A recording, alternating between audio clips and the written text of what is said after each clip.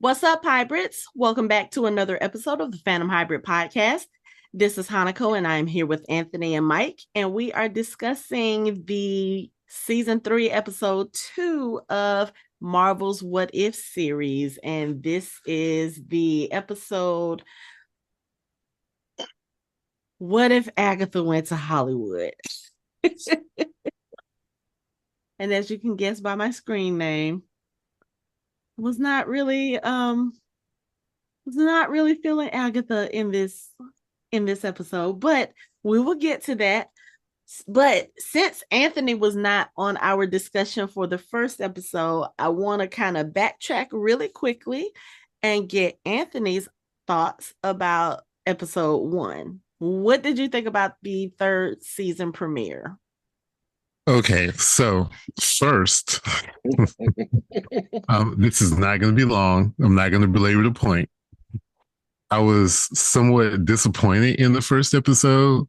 Um, I don't know. It was weird watching like a mashup of Voltron, Pacific Rim, and Godzilla. And I was like, well, why do we have? We're already being derivative, but then you cubed it like derivative to the third power, and I didn't care for it. Not at all. You Not didn't like it? one bit. Not one bit. Not one bit. So, I was, needless to say, I was disappointed. Um, I was hoping for a better kickoff to the season. Um, but as it always has been, I guess, with this show, not every episode is going to be great. There's going to be a hit and a miss, and then there's a build up ultimately. So, we'll see where it goes. I didn't care for the end of it. Didn't care for the beginning. Didn't care for the middle. Yeah, it is. Yeah, it is. I was not happy. I was just whatever. So It's, it's so that's it. funny because your reaction is the complete opposite of Mike and I's reaction because we loved it because of all the 80s references. No, a reference is fine. Two references, okay. She matched up three things with the Avengers, and it was too much. It was It like was a too, love letter to the 80s. no, no. It was called "Oh, We're Lazy." So hey, wouldn't it be cool if we take Voltron, Godzilla, and Pacific Rim and make it like the Avengers versus the Hulk, and then the Hulk can fight himself as like kaiju? No, no, too much. You know Okay. what? I'm going into this new One, year as a pick changed one, man. pick I'm going one. I'm going into the new year as a changed man where I'm going to try to hold my face every time Anthony says something that I really don't agree with and not smirk or do anything like really off because Anthony is one of my best friends. He is a very smart individual. I respect everything that he said that he has to say about multiple nerddoms and fandoms, including Star Wars, Star Trek, Marvel, and anything that he has watched. I respect his opinion. So I'm just going to keep my face, and if I have to make a face, I'm just going to turn my camera off, like so. I can't believe it. Okay, I'm good. So that's all I have to say about that. So we don't need to go into it. I'm just, we can move forward. All right, let's move forward. Let's switch gears because now I'm about to be the one that's like, what? Because this episode of What if Agatha went to Hollywood? So I was trying to keep an open mind because it's Agatha. And I think if you've listened to our episodes that we did where we discussed Agatha all along, you will know that she is not one of my favorite characters in the MCU. I don't know, something about the way she's portrayed is just very off for me. And when I was watching this episode, Mike messaged me and he was like, "So, what did you think about the episode?" And I said, I've come to the conclusion that I just don't think I care for Catherine Hahn as an actress, and even less so as a voice actress. because her performance in this, it just, I don't know, it's just like the voice and something about her voice just does not resonate with me. And it really kind of kept me from enjoying the episode. It's almost like, and this is not to say that she's a bad actress or something. There's just, some people just, there are some people that just don't, I don't know. Her voice is like chalk, scratching down a chalkboard for me. And it just kind of took away from my enjoyment for most of the episode. I think the best part of the episode for me was Kingo, but that's because I also loved him in the Eternals. And I love the fact that they brought the Eternals into this. But again, kind of like what Mike and I discussed in the last episode, why would you bring us the Eternals and put them so heavily into this storyline when you're not giving us any more Eternals material? It's just kind of like you're teasing us and with no payoff. So I don't know. I don't know. What do you guys think? I don't want to be the downer Debbie, but let's go with Anthony first because I already know Mike loves the episode. So let's go with Anthony first. Anthony might split the middle. So I let me start by saying the good things. I thought the animation in the episode was pretty good, except the dancing was a little weird. But I don't know if that dance sequence was meant to look that way. I thought her dress, the glittering dress, was absolutely gorgeous. That was well animated. It looked really good. It set her apart from everything else, which is kind of how her personality is. Now my dislikes in general is just about this whole process. I like the Eternals. I actually kind of like the movie. Side note, I had heard a rumor that we were going to see the Eternals again at some point. I don't know how true that's going to be. But back to this episode, I don't know why they're trying to force Agatha on us. I don't see the benefit of Agatha Harkness. I really don't. And I'm like you, Hanako. Why are you giving us the Eternals here when you're probably not gonna give us the Eternals again in any form or fashion? And then you kind of throw Tony Stark in here in his weird role, and then Jarvis. And you mean Howard Stark? Howard Stark, yeah. Howard Stark. And then you have them in these weird positions. And I don't know. The whole episode was a little strange. And then Agatha is not a nice person. So the ending kind of doesn't really jive with her. I fully expected her to be like, oh, that's a cool thought, but no. It destroys. That's what I thought too. Yeah, and I thought actually I would have liked the show this episode better had she done that. Mm-hmm. If she had just been like, yeah, that sounds really good, but no. And then she proceeded to make everyone bow to her, and do what she wants them to do. I thought that would have been perfect for this episode, but no, they didn't go that way. So I don't know why they're trying to make Agatha Harkness something that we want. I don't know if the general audience wants any. I think she has a following. Mm-hmm. That's obvious. I don't know if the following is large enough to warrant this. I don't know. It was weird. I don't know. And of course, Kingo was great because I love him. He's funny. He sort of brought the show up a little bit, but not enough to overcome all the problems I had with it. Yeah. That's it. I think I agree with you on the ending of the episode. And it's so strange because I remember when we were talking about Agatha and I was trying to figure out what her character was or who she was. And I was the one who said that maybe I felt like they would probably try to do a redemption for her or make her not so nasty. And you guys were the ones who were like, no, she doesn't need to be nice. Like, we don't always have to redeem our villain characters. Some characters are just villains just because they're villains, and that's what Agatha is.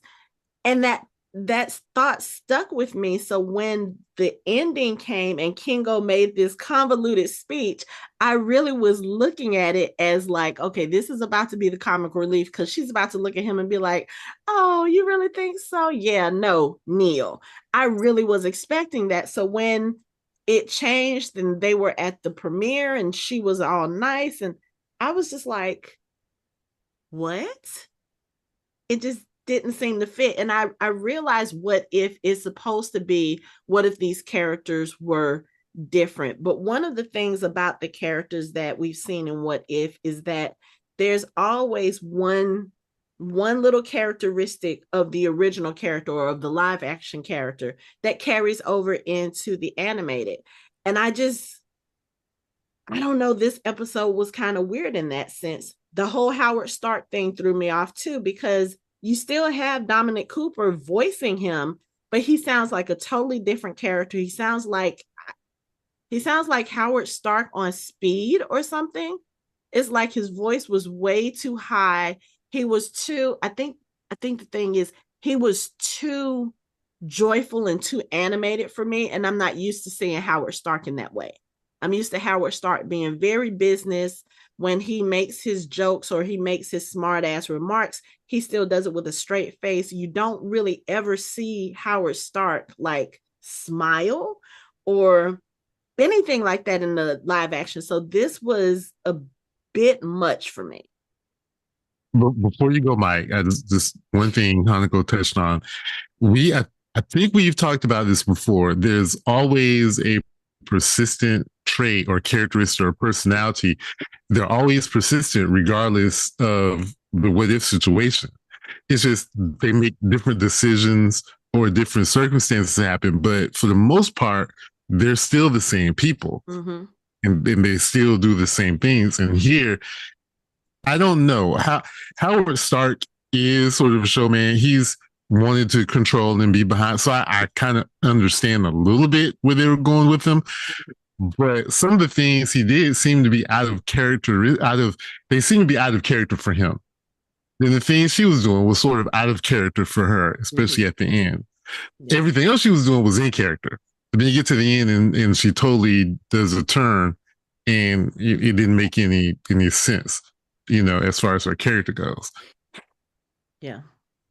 Okay, Mike, come on and throw a 180 on this discussion. What did you think about the episode? Okay. See, so here's the thing. I am a huge fan of Art Deco and mid-century modern. Shout out to Anthony for sending that meme this morning about how mid-century modern is elves and Art Deco is dwarves. That's actually a really good explanation for it.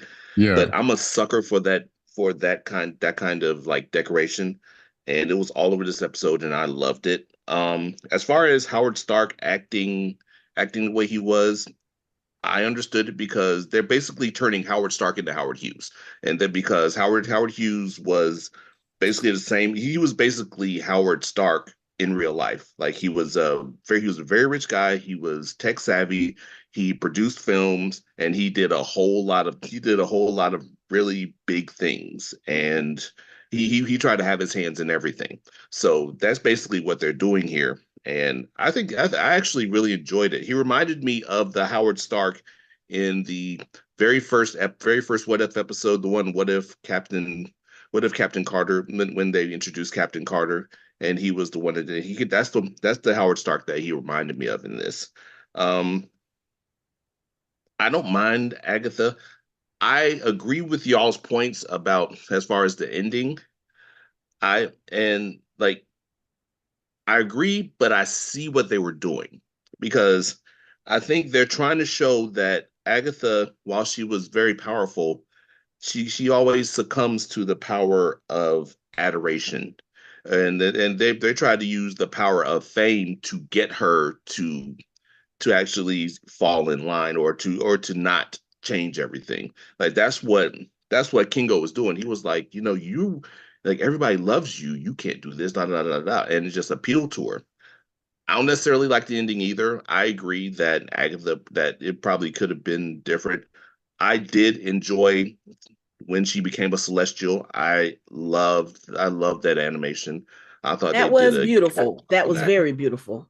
They did an outstanding job on that. I love the fight with Arishem, where she brought back the finale in Wanda World, one in WandaVision, where Wanda set up the rooms when she was fighting Agatha in the air in the finale and took her powers away. Because that's basically the same thing that she did with Arishem by shooting out from him and making a pentagram and pinning him on it and stealing his powers. Mm-hmm. That's basically it's kind of a callback. It's a callback to that, and I appreciated them doing that. I really like this episode. Because I guess I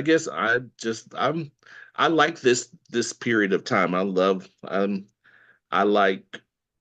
I like the fast talking. This kind of reminds me of it's a movie called Down with Love. It's kind of a 60s and 70s. We had Ewan McGregor and someone else and Renee Zellweger, I think. Mm-hmm. But it's kind of a movie. It was a film that was set up like the Cary Grant and the Audrey Hepburn movies where they have a whole lot going on and they're really peppy, oh no no and stuff like that. And I love those movies. So this what it gave me all that and I loved it. I had and I don't know if I'm nitpicking, but during the dance sequence, which I actually really liked, I was looking at Agatha's dancers and I was like, why are they different colors? Like there was some like if you look at it, it's like they look all of them have blonde hair. All of them like have like gold outfits on. But it's like some of them it looked like they tried to make some of them black and some of them white and some of them Mexican. And it's like it threw me off and I was like, it just looked really weird. I But didn't. I didn't. It didn't it was like register on with my me. on my second time through, I caught it, and it just kind of messed me up. Um, Um, but I mean, other than that, I I mean I reasonably enjoyed this episode, and I'm sure that they're doing this like why they're reason they keep giving us the Eternals is because of the Falcon movie coming up, where they're going to be mining adamantium out of the hand that's sticking up out of the sea that was present that they brought up in the Eternals movie. Tiamat, yeah.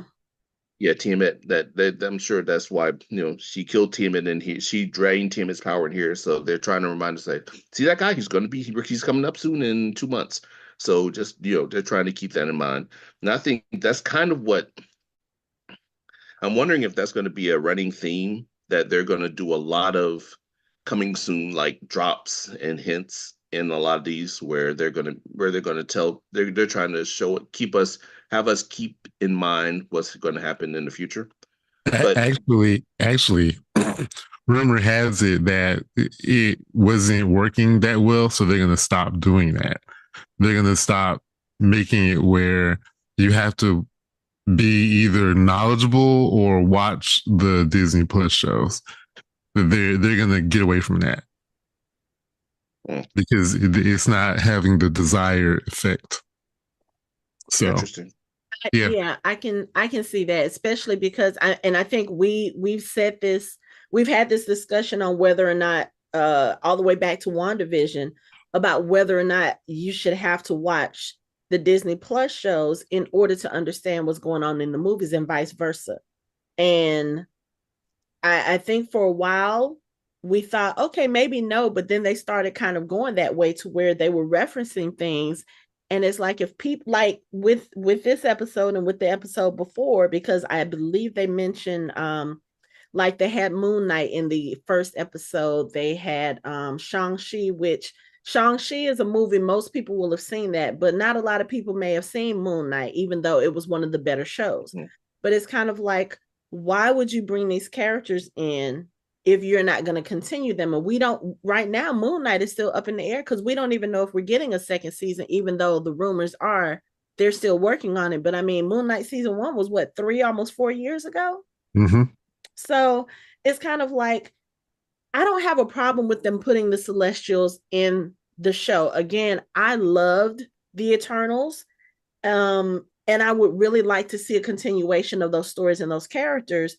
But if you're doing it here, there are people who probably didn't watch the Eternals. That's one of the reasons why it didn't do so well.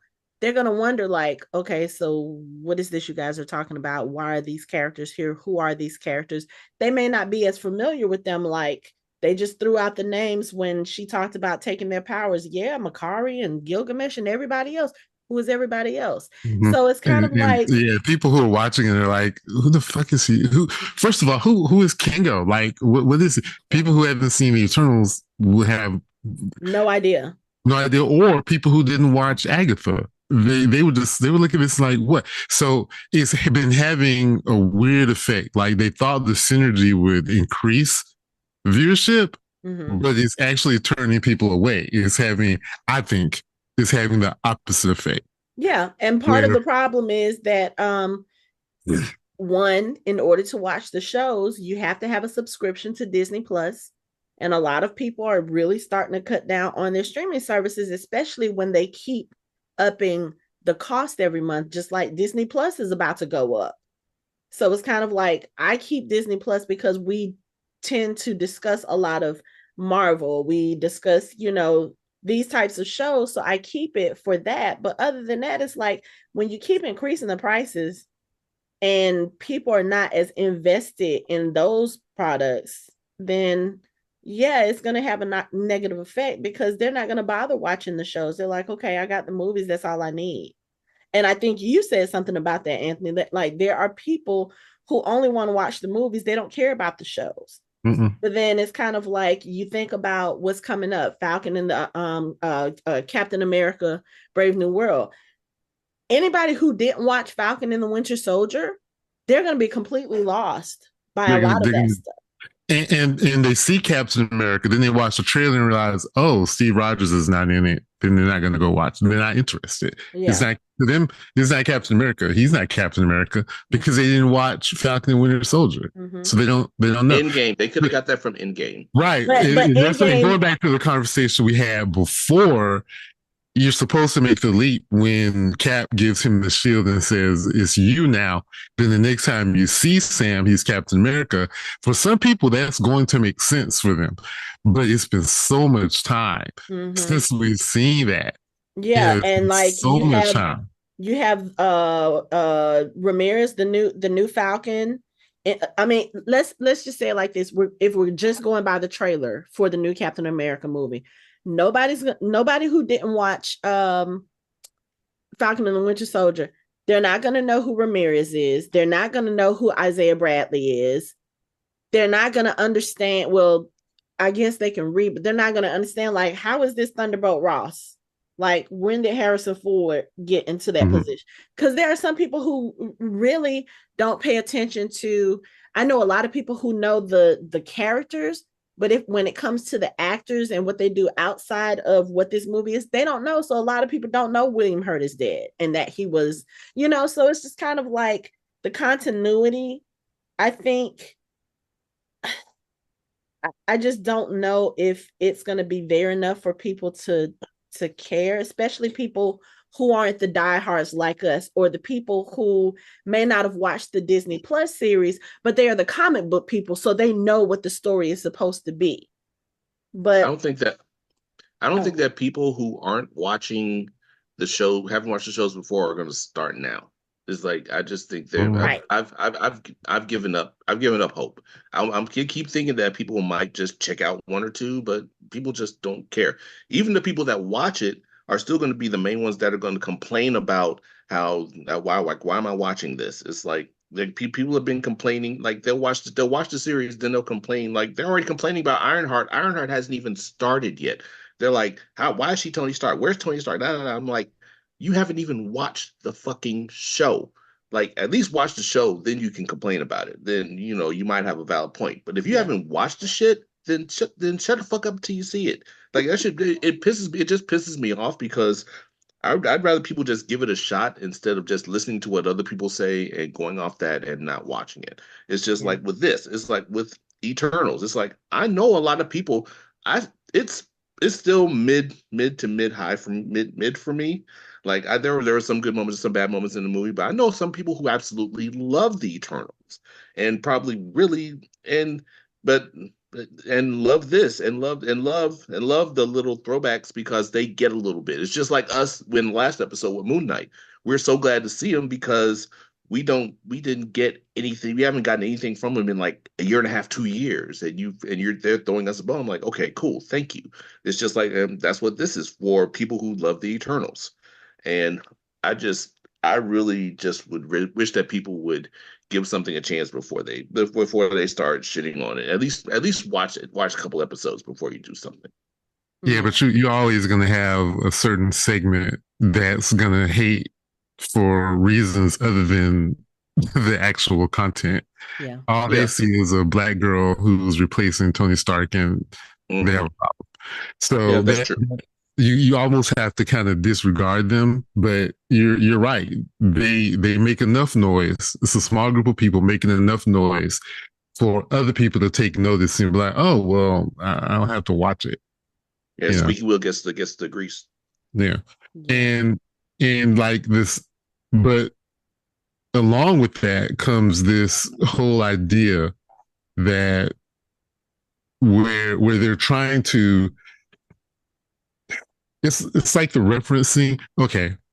So as it's pretty clear, WandaVision really burned me on a lot of this stuff, right? I don't mind references and callbacks, but when your whole thing deals with references and callbacks, if that's what you're building the show on, if that's what you're building the episode on, then you're building on a house of cards. Because you have people who don't get the references and they don't get the callbacks, and it's not enjoyable for them. So people like myself and Mike and you and Lori, we see these little things like, oh, that's cool. Oh, that's cool. Then the majority of people, let's just be honest, the majority of people do not watch comic books. They do not watch animated stuff. They haven't seen anything about Marvel since, they were teenagers 30, 40 years ago. So they don't have a point of reference for this stuff. And to them, it's got to be good and it's got to be engaging. If your engagement is based on references and callbacks, you're not going to get the majority of people. Yeah. I'm not saying the majority of people are stupid. I'm just saying the majority of people don't have a library of knowledge. They don't have stuff they can go back to and refer to. But, oh, yeah, I get it. The majority of people just don't. And some of them don't care, as like we are all like invested in these characters and invested in these properties. And there are some people who are just, and there's nothing wrong with this. There are people who are just casual fans, just they want to just watch it and enjoy it. So that's that first level. You by the time you get to us, the population is small, like level 6, 7, 8. Yeah, right. The population is small. So if you make an episode like this episode, where there's a lot of references to things, when there are a lot of references, it's very difficult for we call them casuals. It's very difficult for casual to want to see and enjoy the show. Yeah. So they either have to be a huge fan of Catherine Hahn, or a huge fan of Agatha Harkness, or a huge fan of Howard the Stark, or a huge fan of Eternals. If they're not any three of those things, this episode was a miss. Yeah. Especially as a what if, because if you go back and even the first season of What If, it's kind of cool with us. Like, what if this happened and this one event changes things? Well, this one is, what if Agatha Harkness went to Hollywood? Yeah, but also too with the first two seasons of What If, and it's kind of like, I think this is one of the problems also with the current phases of the MCU. With the earlier ones, you're dealing with characters that have already been established, characters that are well known, like even the casual fans can reference and can tell you about Tony Stark, Iron Man, Captain America. They can tell you a little bit about Captain Carter, just a little bit, but enough to know that, okay, this kind of makes sense. But now with this third season, and then also with the newer phases of the MCU, you're trying to introduce new characters. You're trying to tell a different story, which I have no problem with that. But the problem is with the earlier phases, with the Infinity Saga, you didn't have TV shows that you had to pay attention to in order to keep track of the storyline. And I think that's, like you said, that's part of the problem with it now. Like for us, those of us who love this world, when they announced that they were doing this, we were all excited. We were like, yes, give me more, give me more. And now we see that that may not necessarily be a good thing, especially if the shows don't perform as well as they want, and then they end, or even the movies, and they end up canceling what they were working towards. Like, Mike and I mentioned this in the last episode, the whole thing with Eternals. Not only does that mean the Eternals 2 is not happening, we may not get the Black Knight. We see Blade has been in trouble from jump almost, so we don't even, like, they can tell us that we're still getting Blade, but right now we don't even know.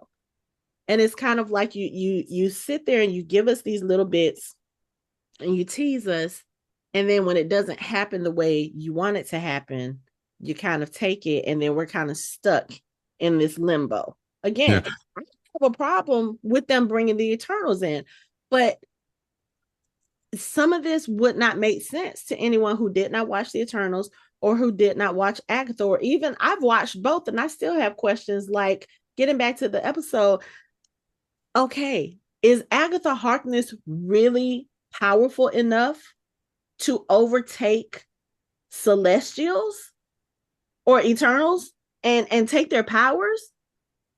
Like, to me, that doesn't make sense, but I don't know, because again, I'm not as familiar with her character and what she's capable of doing. But when she pulled out Thena's shield and Kingo said, that's Thena's power, and she was like, yeah, and Makari's and Gilgamesh. So you mean to tell me you have all of these powers for these Eternals? How? And I don't ever remember them. Okay, I did watch Agatha and I watched WandaVision. I never got the impression that Agatha was rogue. That I felt like she was just stealing their power, not actually stealing the actual thing that the person does. Mm-hmm. I never got that impression. I could be wrong, but they never gave us that indication. So I'm okay with them changing a little bit. But my issue is with the story. Like, you have the movies that a lot of people have seen, even the casuals. So take some of those things and make the what ifs. Like, what if Agatha Harkness became the Scarlet Witch? Oh, so you could have had a really cool episode. Yeah. Because then you first show people who Agatha is, and because they all know who the Scarlet Witch is, and you can start it off with her stealing Scarlet's power, stealing Wanda's power. Mm-hmm. And then, oh, well, damn, then they're going to wonder who Agatha is. They might actually go back and watch the Agatha show. Yeah. Mm-hmm. Right. So you have to, I don't know. I don't know if they have AI writing these stories.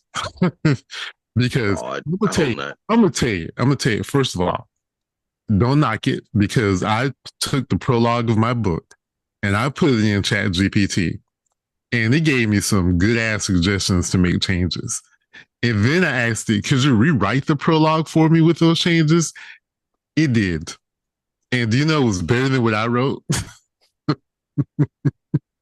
With just a few, and it wasn't like it made a bunch of changes. It said, if you just do these 2 or 3 things, it will be more engaging to the reader. It did those 2 or 3 things without changing my story at all.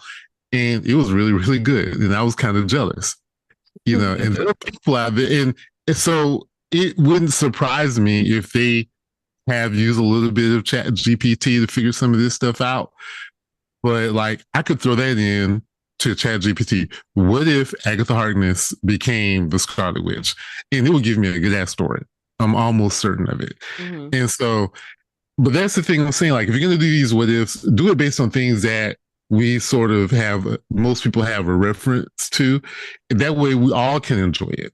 Mm-hmm. I didn't enjoy it because it was just a little, I won't say I didn't enjoy it, because I did think some parts of it was cool. It's not that I didn't like the episode. I just thought it could have been better. Yeah. And it was the sort of like blah for me. Like it was kind of empty because at the end, like Hanako said, Agatha didn't do Agatha. So she didn't. Yeah. And so it's like, oh, well, you just kind of discounted the character completely. Mm-hmm. And then you Yeah. bring in, at the very, very end, you bring in some Celestials who may be coming to get revenge because she killed Arishem. And it's kind of like, okay, are we even going to see the sequel to this? Like, is this something that we're going to see in one of the later episodes? How is this all connected? And again, if you're not a fan of the Eternals, why would you care about this episode? Yeah. So, I think that as far as like Agatha being able to take the powers, I wondered about that myself. I just think that they made a linear assumption that that people would, if they know, again, they're making an assumption that people know who Agatha is, to say, okay, Agatha can take powers from witches. Maybe that's her thing, is power absorption. So they just went linearly to that point and didn't really explain it. Not the best explanation, but it just seems like they just made it seem like they just drew a line from there to there and probably drew the line over a lot of exposition that could have helped, or over an explanation that probably made more sense, but that's not probably the line that they drew. Also, I just think that James Gunn spoiled Marvel, because James Gunn took Guardians of the Galaxy, a comic that nobody knew anything about, and made it one of the most popular movie trio in the MCU. And he did that with something that nobody knew about. That's why they were so loose, gave everybody leeway with characters like Agatha, characters like the Eternals, and every other thing that doesn't really have a big following. And they give them enough rope to hang themselves, and here we are. I think that most people probably don't care. They like, oh, fuck this. We want to see Cap. We want to see, okay, not that Cap. We want to see the other Cap, or we want to see Iron Man, or we want to see a character that we know something about. But it's just like trying to think. We're all parents. When we try to feed kids something new that's going to be good for them, they'll spit it back at us, or they'll turn their head and pout. But then sooner or later, like every now and then, you'll hit on something where they'll be like, "Ooh, now that's all they want to eat." But okay, I digress. But my point is, like, people like that. That's how fans are. It's like fans will like just discount something, like, and not like it, just for whatever reason, or then they'll latch on to something. And it's hard, and I'm not even kind of giving them to you an excuse, but I'm just saying that it's difficult to keep up with it sometimes. But it no, it's really not. If someone doesn't like it, I mean, they've been doing it, like canceling things that don't work. So, but I just think they need to be more careful with who's running these things, who's running whatever projects they're doing, especially if they're new ones. If there's yeah, something that because people want to see, they don't have never James see. Gunn anymore. Right. That was kind of I don't want to say like a farce or anything, but it's like he was very he was very singular in his focus with bringing Guardians of the Galaxy. He was like, okay, you know what? I'm going to do this. I'm going to take these obscure comic book characters that nobody really knows, nobody pays attention to, and I'm going to make them great. And it's like people, when I remember when Guardians of the Galaxy was announced, I remember people being like, what? Why? And like you said, it became one of the best trilogies out there. Even the Christmas special was great. So it's kind of like, unless you have someone who can do that, I don't know. It's just, I get what they're trying to do. It's very ambitious. We've always said this with Marvel. They're very ambitious. They're aiming high. But it's kind of like, again, I think they kind of need to take a step back and look at what they're doing and what path they're following, and see what makes sense. Because again, why bring the Eternals in now, especially if you're not going to continue their story? Why tease Moon Knight, which again I'm not complaining about because I want that second season, but it's just kind of, I guess we have to wait and see what the other episodes are going to be like to see how they are connecting, and maybe it'll make more sense then. But like right now, this early on in the third season, I'm just kind of like, what are they doing? You know? Mm-hmm. And then you're bringing questionable things about the characters that we already know. Like Kingo in this was Kingo the entire episode through. He never changed. He wasn't different. That part I liked. But again, if people aren't familiar with who the hell Kingo is, they're going to be like, who the fuck is this? And why is he dancing on my screen? As far as Agatha goes, again, there's nothing that I've seen about her character that makes me think she is strong enough to overpower not just one Eternal, but what there were 7 of them all together. And if Kingo is the only one left and Arisha made him the prime Eternal, that means she overpowered 6 of them. And given who you're talking about, Cersei, you're talking about Sprite, Icarus, Thena, Gilgamesh, Makari. And Uh-huh. I just don't see that happening. I totally agree with you. It's just it's a hard no, it's a difficult concept to wrap your head around.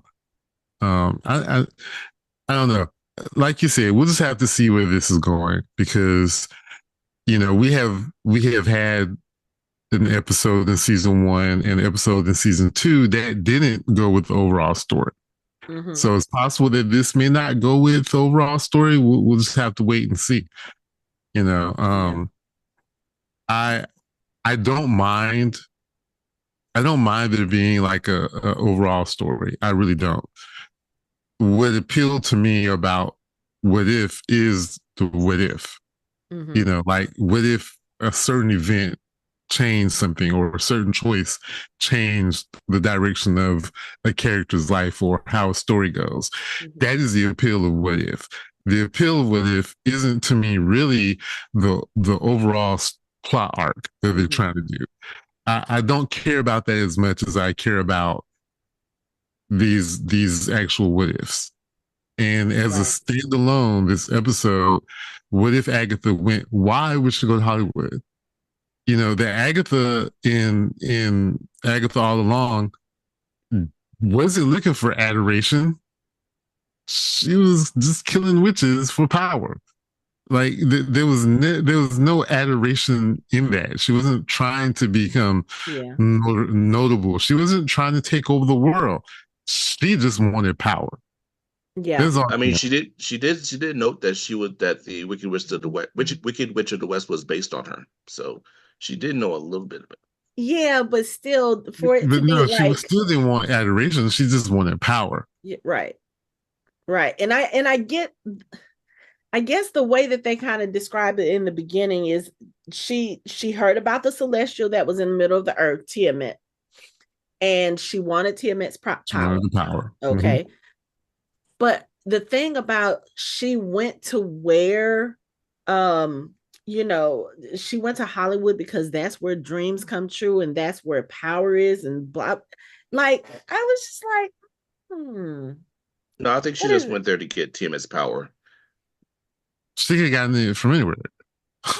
Maybe in Hollywood that's the spot where she could be close enough to get it. I don't know. They made it seem like her powers were being boosted by the adoration. Yeah, it says because I'm looking at it. It says looking to take the cosmic powers for herself. Talking about Tiamet's powers. It says, looking to take its cosmic power for itself, she set out to design a spell to siphon its power, but pulling off a ritual of that scale will require an equally big production. So she turned to a blossoming industry that had built its reputation, financing the big dreams of even bigger egos. Yeah, but ultimately, Hollywood. But then the way they made it, the way they wrote it, she only just needed Kingo's power in order to complete the ritual. Right. Like, no matter what she did, she was never going to be able to do it without his power. So to me, that makes me think that she didn't need to be in Hollywood to do that. Well, I guess in a sense, because the way that they lured Kingo there, even though yes, Kingo was aware of who she was, the whole thing, I think the tie-in with Hollywood is because Kingo is the big movie star, and that was the draw for him. Even in the Eternals movies, Kingo was a movie star. That was his thing. Like he was willing to let his friends do whatever as long as he was able to keep his acting going, his adoration from his fans. Like that's what feeds him. So I guess in a way I can see Agatha using that to lure him in, but it just I don't know. I guess it would And have she could made have just sense if the title was what if Agatha became a celestial, um just something to that effect. But like what if Agatha went to Hollywood? I was looking at that title like, do I even care? Really? So yeah, I don't know. I don't know. I really wanted to like this episode a lot more than I did. And it's just because of those little things on top of the fact yeah. that I can't I don't know, something about Agatha or the voice, something about that character I just can't seem to vibe with. She literally could have just gone to Bollywood and stole his power. Yeah. And then did a spell. Like, Or she could have just let it be known that she had captured the other Eternals. and he would have come. Yeah, he would have come to try to free them. Mm-hmm. I, But I that, also, yeah, it's weird. here's the other thing that doesn't really make sense about all of this. You you overpower six Eternals, and it's not until the last one that Arisham decides to come in and be like, "Hold up, what you doing?" That doesn't seem again plausible to me, not given what I know about Arisham from the movie. Arisham is based. Oh, okay, so you're doing this. Okay, you're about to mess up with the emergence. Let me kind of step in, or let me do like. I feel like if anything, he would have sent Kingo after Agatha, especially if he realized that the other Celestials weren't destroyed, but they were just being held captive. So I don't know. The story just kind of it's weird to me. And I know again, this is what if this is a variation. This is people acting different, but there are always, like I said, core characteristics about these characters that is true in every iteration of them, regardless of where they are in the multiverse. Because this, let's be honest, what if it's just another multiverse within the Mm-hmm. MCU? It's another timeline. So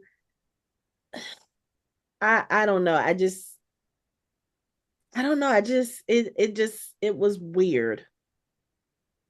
And like you said, there were some good things about it. The animation, some of the animation was really good. The animation of Agatha becoming the Celestial, that was great. I did enjoy the fight with her and Arisham because Arisham is a right prick. So to see her punch him in the face and then take his powers, I was like, okay, that's cool. But again, is she really powerful enough to have done all of that to get to that point where she can take a celestial's power? I don't know if I don't know if I think that true of her character. I think, the way they set it up, it's like, okay, she took the powers from all the Eternals to get the first Celestial who was bound still and hadn't come free. So, she already had the power of one Celestial and five Eternals. But the question is, how did she get again? How did she get the Eternals? Because I just don't see that happening. First She of probably all, I don't see her catching Makari for anything. Yeah, Makari would have been a difficult. Only if she got Icarus first, which seems a little it's weird. easier than Makari. Yeah.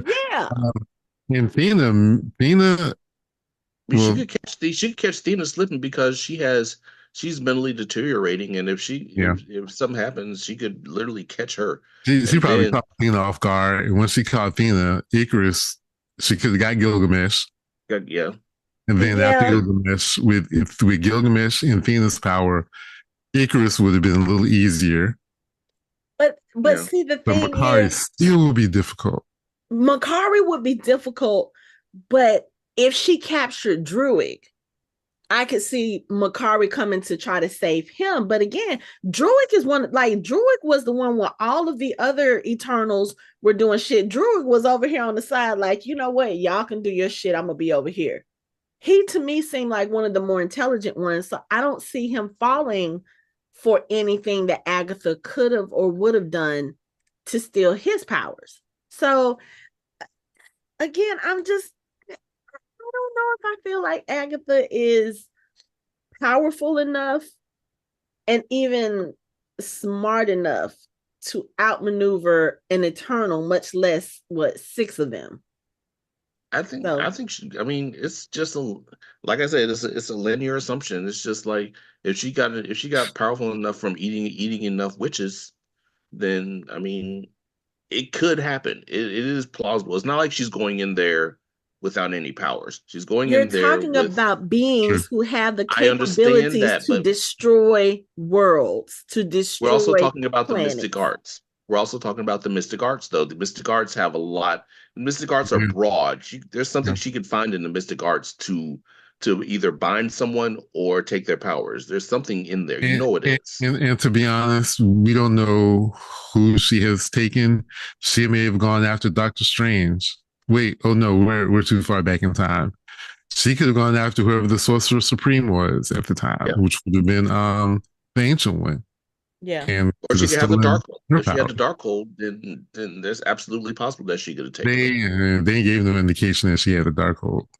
I know, but I'm Yeah. saying I'm just saying there are ways that this No, is plausible. it is plausible. It's just you have to you have to make an assumption. You have to make a pretty broad assumption to get her to this point Okay. where And where we have that she would be able to take out the Eternals Okay. Yeah. yeah, one by one. Well, we know that at least a couple of them they were not, like Gilgamesh was with Fina. That she would have to fight both of them. That's if all of that happens in this timeline. But again, Right. yeah, that would be like, we could throw so many stones because literally it's a what if episode. So we would, like you said, Anthony, we would have to make a lot of broad assumptions. We'd have to assume that Fina was incapacitated mentally because of what she was going through. We have to assume that Gilgamesh was so focused on her that he wasn't paying attention to anything else. Icarus could have been off world like he has been, and that was probably why. So yeah, I just okay. I I'll try not to be biased, but I'm like, I don't buy it. Yeah, But it is. It just goes to show that I know that writing television episodes is not easy, but I think the writers of this episode or this season, I think they had an end game. I think they had a goal for the end, and this is one of the ways they needed to get to that end. They needed for Agatha, for some reason, to become a celestial. okay. And this is what we got. This is what we got. Yeah. And even though we might think, if she was a Scarlet Witch, it might be more believable. Yeah. Yeah. But Wanda wasn't even born at this time yet. So, yeah. Okay. Yeah. Okay. But they wanted to use Howard Stark. Okay. It was Yeah. so weird. And Jarvis was just poor poor Jarvis. It Jarvis. wasn't Paul Bettany. I'm like, you're not Paul No, Bettany. it was James. No, it was James Darcy. It was the guy that was in Agent Carter.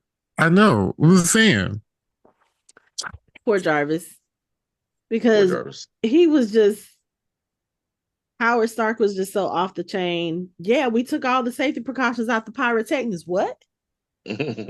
Which house is it? The one that makes you question, what did he say? The one that makes you question the something about capitalism. I was like, Yeah. The house at the top of the hill, the Hollywood sign. yeah. Then you question, yeah, weird. Anyway. Okay. So I think I think we've come to a consensus. Like Anthony and I were kind of like meh on the episode. Mike loved the episode, which I think is that puts us kind of like in the middle for the two episodes, because again, I really did like the first episode. Like I know you haven't had a chance to hear it, Anthony, because I haven't published the episode yet, but Mike and I were giddy. We were like, oh, 80s, 80s callbacks, love letter to the 80s, and we were it was basically the nostalgia. And I loved it because I was like, okay, this is fun. This means that they're going to do fun stuff. And then we get this episode, and I'm just kind of like, okay. So now we have nowhere to go but up, right? So But yeah, hopefully the but third that first episode will be episode, better. not to bring up the first episode again, but that first episode is a worse version of this episode for me.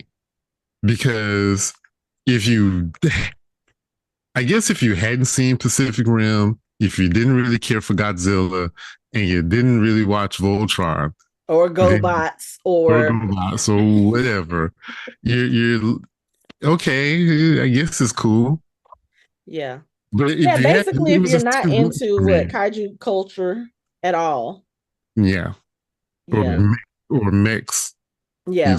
You're just out of luck. Yeah. basically.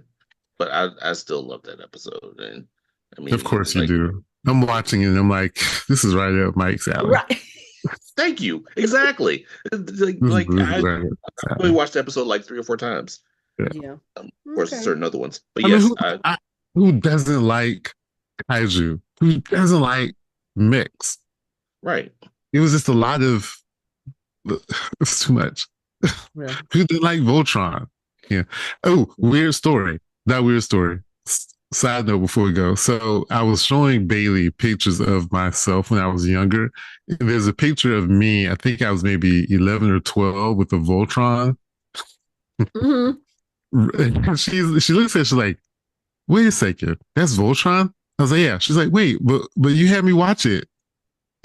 I said that was a reboot, like 2 years ago. Yeah. She's like, Oh, so the it was Netflix around? one. Yeah, she's like, so you were around when it first came out? I said, yeah. Oh, She's like, because she had no clue. She thought it was new. I said, made your Ah. yeah, back hurt, didn't yeah, it did. it? It was almost as bad as when my nephew was watching Gilligan's Island. I walked into the room. It's like, oh, you watching? He's like, yeah, you never get off the island. He's like, wait, what? Yeah. And then he was like, when was this show out? Your show was out before I was born. So he's like, oh my God, it's not new. I said, no, most of the cast is dead, God. Of them. He couldn't Yeah, tell by the production quality, by the way it looks. right. I mean, it Well, looks very 60s. at the time he was like 10 or 11. Oh, okay. Oh, And so, he thought he was watching it in the first run, just like Bailey And you thought spoiled it Voltron in for the first him. run. I You're didn't horrible. realize that he didn't know. He was watching TV Land. Anyone who remembers Oh. TV Land, TV Land was nothing but repeats of damn stuff. shame. So, and once I explained it to him, he was like, everything he was watching on TV Land had already happened for the most part. That's Anyway, hilarious. so yeah, I felt old after Voltron. She thought she didn't know that there was a Voltron before that. Wow. And it blew her mind when I found out, yeah, that show was like the third or fourth iteration of Voltron. This happened in several different animation styles. Yeah. But anyway, so yeah, too much reference. And I think this is a problem that we're going to have. What if they're going to go away from actual? They're not going to focus on the meat of the stories, but on how many references and callbacks can we put in the show? Okay. And that nobody who doesn't do theories wants that. Nobody. You know what? Look here, man. At any rate, Nobody. You guys have anything final to say about this episode? shout out for Howard knowing about Kingo and Agatha all along. They were like, "You knew?" He's like, "Yeah, I'm the smartest person in the world. Of course I knew. Like, I'm saving you. I got you so I can save money on effects." And I was like, "That's some fucking smart That ass sounds shit." like a Howard Stark thing. Sounds Like, like a Howard yeah. Stark thing. I was like, "That's perfect." What else did I have? Shout out for the dancers when when Kingo did his little gun shooting thing, and he was and she was like, "Oh, so your special powers are gun fingers?" She's like, "Pew pew pew." Then all the dancers were going. He's like, Right. "No, no, no, stop, stop, stop." It was awesome. Um, yeah, this was so good. See, I started to wait and watch it with Michelle because Michelle loves Art Deco stuff too, but she would have been like totally lost, just like we've been discussing for the last hour, because Mm-hmm. she won't remember Eternals and she hadn't seen Agatha yet. So Okay. it's like, but I still thoroughly enjoyed this thing. I, I mean, there were, I mean, other than the few little problems I had, I just thought it was good. I think I just kind of I think that's what's wrong with me. It's like I turn off my the part of my brain that wants an explanation for everything, and I just watch stuff and just find stuff that like entertains me. I'm like, okay, cool. And I just sit there drooling and watch it, and I'm like, okay, that was good. Then Yeah, I I'll said turn the other drooling. part back on. I'll start thinking critically when I watch it again. Okay. But Well, yeah, I thoroughly enjoyed this. I thought it was good. okay. So like Um, I'm in the middle. I would say the only thing I want to see more Kingo because I like Kumail Nanjiani in that role. He's like so funny.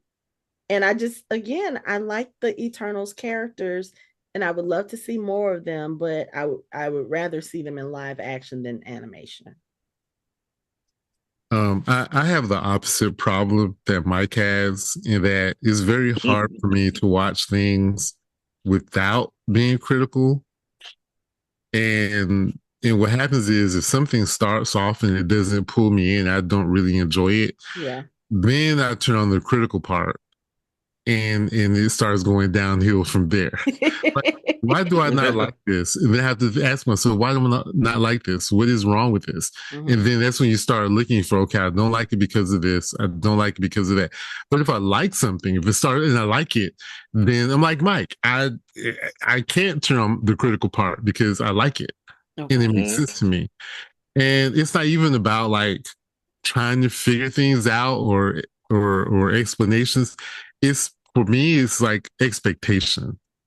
Like, you go in with a certain expectation, Mm-hmm. and Even when we try not to. even when you try that, and you go into all these Marvel properties, all these MCU properties, I go in every time with a high expectation, and I don't know if that's the problem.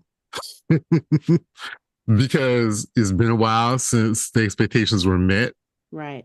and and we just keep getting beat down by this. And I, no matter how beautiful something looks, no matter how pretty it is, it still got to have some substance. Yeah.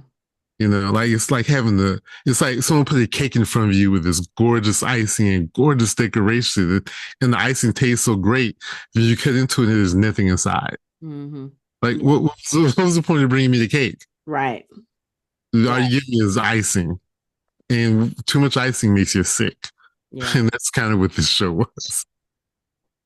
Wow. Okay. I Well, on that note, that'll be understand that. it for our show. You can find us online at www.fandomhybrid.com. We are on social media, on all the social media at Fandom Hybrid. You can chat with us on our Discord channel. You can watch our videos on our YouTube channel, and you can listen to us on all major podcast streaming platforms. Thanks for listening. We hope you join the conversation next time.